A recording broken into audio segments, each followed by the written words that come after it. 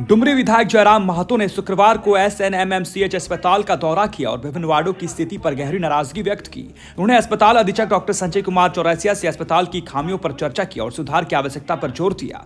Media से बातचीत में विधायक ने कहा कि अस्पताल की व्यवस्था बेहद ही नाजुक स्थिति में है। वार्डों में दुर्गंध और असुविधा है, जिससे मरीजों का इलाज प्रभावित हो रहा है। इस मुद्दे को आगामी विधानसभा सत्र में उठाया जाएगा। विधायक ने सुपर स्पेशलिस्ट अस्पताल शुरू करने और 15 वर्षों से सेवा दे रहे आउटसोर्सिंग स्वास्थ्य कर्मियों के नियमितीकरण की मांग भी की। उन्हें सरकारी अस्पतालों में सुधार को अनिवार्य बताते हुए कहा कि यदि व्यवस्था में सुधार नहीं हुआ तो लोग निजी अस्पतालों की ओर मजबूरन रुख करेंगे। सरकारी अस्पतालों को जनता की जरूरतों के अनुरूप बनाने के लिए विधायक ने विस्तृत रिपोर्ट तैयार कर सदन में प्रस्तुत करने की योजना बनाई है।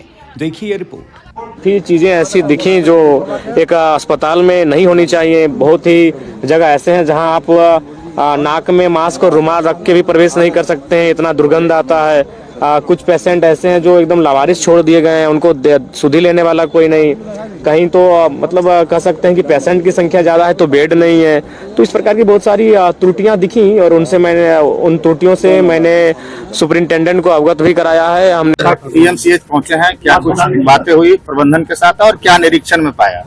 देखिए, काफी क्रिटिकल कंडीशन में है और हमें तो लगता है कि सरकार को विशेष ध्यान देने की आवश्यकता है और इसके वर्कलोड को भी कम करने की आवश्यकता है। मास पावर को भी बढ़ाने की आवश्यकता है। कई वार्ड ऐसे थे जहां हमें लगता है कि शायद आदमी प्रवेश ना करे, इतना दुर्गंध दे रहा है।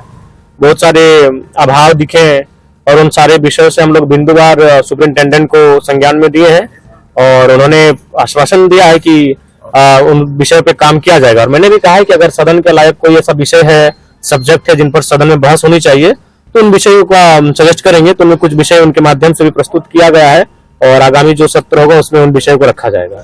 जो PG ब्लॉक है, सुपर स्पेशलिस्ट अस्पताल है, उसको लेकर के बातचीत हुई, क्या कहा प्रबंधन ने, आश्वासन क्या दिया? देखिए, प्रबंधन ने कहा कि उस दिशा में वो कार्य कर रहे हैं और वो मामला उनके संज्ञान में है।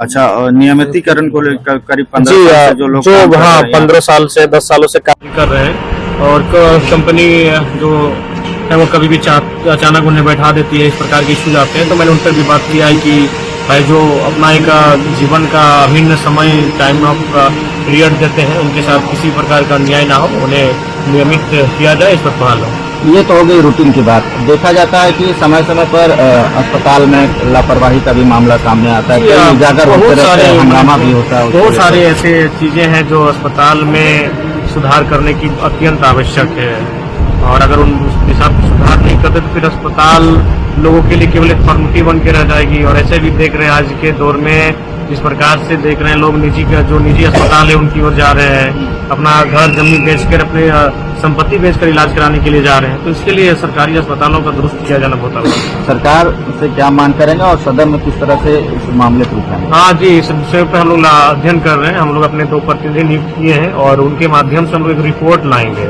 सदन में जाने से पहले एक रिपोर्ट लेके आएंगे, चाहे रिम्स के प्रतिनिधि हो, चाहे NMCH के प्रतिनिधि हो, उनके माध्यम से जो भी रिपोर्ट हमारे सामने आएगा और उसे एक आधार बनाकर, डॉक्यूमेंट्री बनाकर सदन में प्रस्तुत किया जाएगा।